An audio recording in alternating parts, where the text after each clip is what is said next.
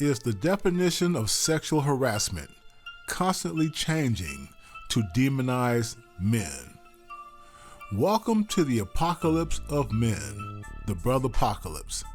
Just this week, we posted a video on our YouTube channel about how male Korean co-workers are distancing themselves from their female counterparts because the workplace is now becoming ground zero for being accused of sexual harassment, resulting in the end of their careers.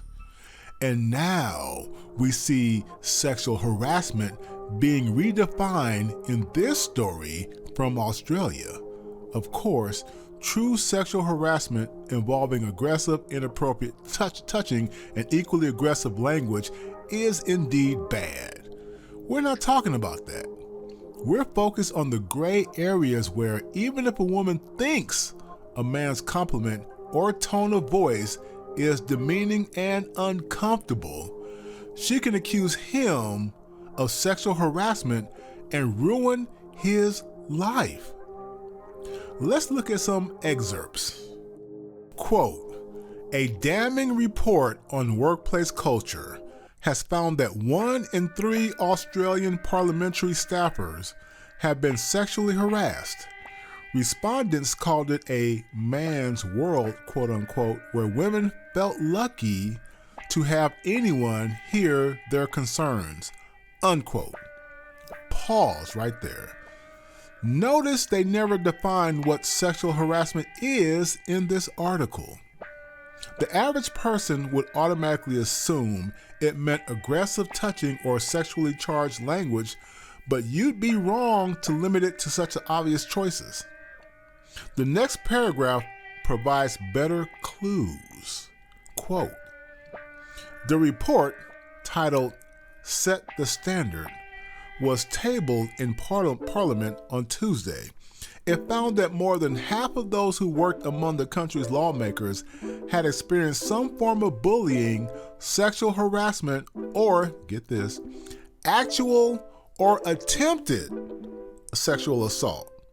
The victims were more likely to be women," unquote. Pause right there again. Notice how they said, quote unquote, bullying and, quote unquote, attempted sexual assault. What does this mean? If you've seen current corporate training videos on sexual harassment, you'll discover that it pretty much means whatever the woman wants it to mean. And that should be alarming.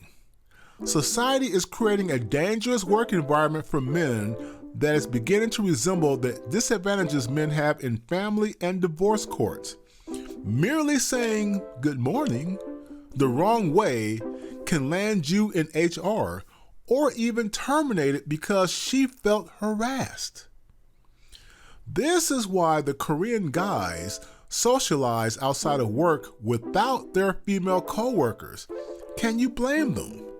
It's up to the good women out there to stop this madness. Quote, "Another person told the inquiry that Parliament was a man's world and you are reminded of it every day thanks to the looks up and down you get," unquote. Others say they were, quote unquote, lucky enough to have female supervisors to raise their concerns, unquote. Given how liberal Australia's government is, it's kind of hard to imagine how legitimate this paragraph is. They didn't name the person who supposedly made the bold statement. And of course, it's career suicide to make such a crazy statement. So we don't know if this is probably a planted story to enhance the sting of sexual harassment charges. We don't know. There's no need for a man to go to this extreme to make such a bizarre point. Let the wise observer figure out who runs this dark world system that seems to be against men. But soon, more men will have no choice but to separate themselves in every way from female co-workers because, let's face it, Western society has tipped the balance of power too far towards women at the risk of a man's career. Until the next video, gentlemen, be safe out there.